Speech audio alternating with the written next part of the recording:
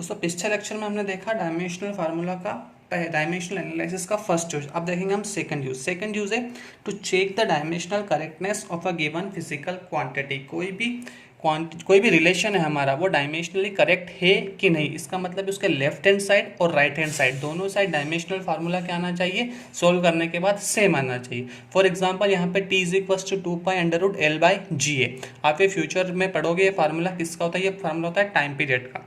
तो t is यहाँ पे टाइम पीरियड है, 2π आपको पता है, L इज लेंथ है और g है एक्सेलरेशन ड्यू टू ग्रेविटी। चलिए हम लेफ्ट साइड में देखते हैं, चूंकि t मतलब टाइम पीरियड है इसलिए यहाँ पे मास नहीं है, लेंथ नहीं है, टाइम है। टाइम की पावर कितनी है 1, तो m0 L0 t इसका डायमेंशनल फार्मूला है। राइट हैंड साइड में देखेंगे, राइट हैंड साइड में 2π चूंकि यहाँ पे कांस्टेंट है इसलिए इसका डायमेंशनल फार्मूला नहीं होता, ये डायमेंशनल लेस कांस्टेंट है इसलिए इसका डायमेंशनल फार्मूला नहीं होता। अब L के लिए m0 L t 0 और यहाँ पे देखिए अंडर लगा इसलिए उसकी पावर मैंने क्या रख दी 1/2। नेक्स्ट है नीचे जी क्या एक्सेलरेशन ड्यू टू ग्रेविटी। चूंकि ये एक्सेलरेशन है इसलिए इसका डायमेंशनल फार्मूला भी एक्सेलरेशन का जो डायमेंशनल फार्मूला होता है वही होगा। क्या है m0 L t-2 और इसकी पावर भी 1/2 लेकिन डिवाइड में, क्योंकि ये नीचे लिखा हुआ। अब ये पावर ऊपर जाएगी तो पावर देखिए इज इक्वल्स टू में लिखा है, पावर क्या हो जाएगी नेगेटिव हो जाएगी। ठीक है, अब मैंने सारी पावर्स को खोल दिया तो m0 L की पावर 1/2 t की पावर 0 m0 L की पावर -1/2 और t की पावर -2 × 1/2। 2 से 2 कैंसिल, माइनस माइनस प्लस हो गया, बाकी सब एक दूसरे से कैंसिल हो गया। तो राइट हैंड साइड में क्या आ गया केवल t, यानी कि m0 L0 और t। तो देखिए लेफ्ट हैंड साइड और राइट हैंड साइड दोनों आपस में क्या है इक्वल है, तो हम कह सकते हैं कि ये जो फार्मूला है वो डायमेंशनली करेक्ट है। और इसके बाद तीसरा यूज होता है, पहला यूज देखा हमने to convert one system of unit into another, दूसरा हमने देखा to check the correctness of the given relation, और थर्ड इसका यूज है to establish a relation between different physical quantity.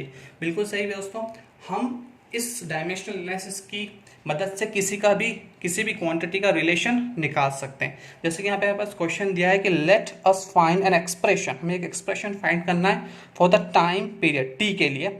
For a simple pendulum the time period t में possibly depends upon. अब इसमें दे रखा है जो टाइम पीरियड है वो किस किस पर डिपेंड करता है, वो डिपेंड करता है mass of the Bob of the pendulum, दूसरा लेंथ ऑफ द पेंडुलम और तीसरा एक्सेलरेशन ड्यू टू ग्रेविटी यानी कि g।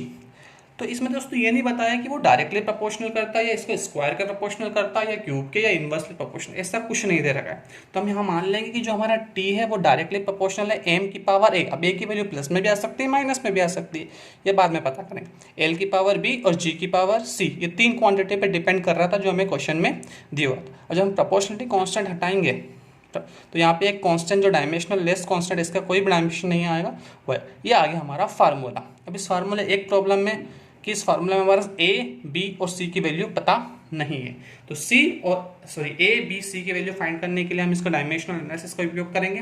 देखिए चूंकि लेफ्ट हैंड साइड में t है इसलिए इसका डायमेंशनल फार्मूला क्या गया m0 L0 t is equal to right hand side में m मतलब मास, तो मास का डायमेंशनल फार्मूला m और उसकी पावर a, l मतलब लेंथ यानी कि l और उसकी पावर क्या हो गई b, और g एक्सेलरेशन है इसलिए इसकी पावर एक्सेलरेशन का डायमेंशनल फार्मूला आपको पता है जो कि होता है LT-2 और उसकी पावर हो गई c। अब सारी पावर्स को हम कंबाइन कर लेते हैं। देखिए l की पावर यहाँ पे b है, l की पावर यहाँ पे c है, तो p + c आ गया और यहाँ पे t की पावर -2c।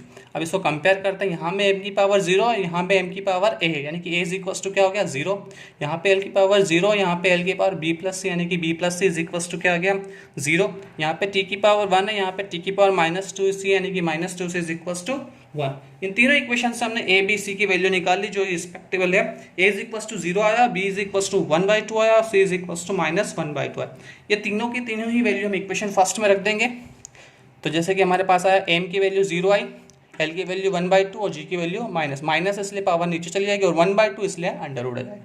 तो देखिए हमारे पास रिलेशन आ गया। ठीक है, तो ये तीन तरह के इसके यूज है। अब इसके कुछ लिमिटेशंस भी है, तो लिमिटेशंस क्या है आइए वो देखते हैं।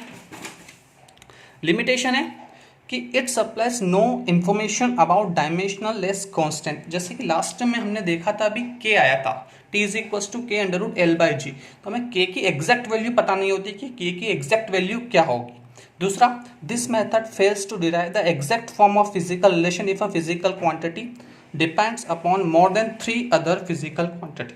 ये उन फिजिकल क्वांटिटी का रिलेशन नहीं निकाल सकता अगर हमारी फिजिकल क्वांटिटी 3 से ज़्यादा किसी फिजिकल क्वांटिटी पे डिपेंड करती हो। और जो तीसरा है, it fails in the case of exponential and trigonometric relation. अगर किसी फार्मूले में ट्रिग्नोमेट्रिक रिलेशन या एक्सपोनेंशियल आता है तो उसका भी हम इसमें डिराइव नहीं कर सकते। तो ये 3 हमारे इसके लिमिटेशन है। Thank you.